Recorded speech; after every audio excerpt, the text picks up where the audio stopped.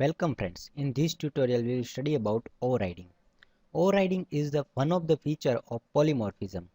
Polymorphism means one name but different behavior.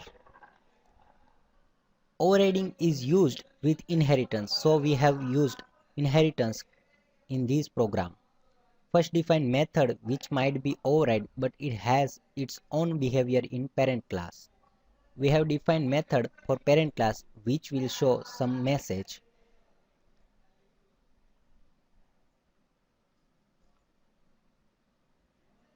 If you want to override particular method in subclass, then it must be specified as a virtual using virtual keyword. If we don't specify method as a virtual, then we cannot access or override that method in the base class. To override method, we must use override keyword before declaration of method. If you have Visual Studio, then code will be automatically generated when use override keyword. We will print some message into overridden method. Now we can select which method to call at a runtime, not compile time.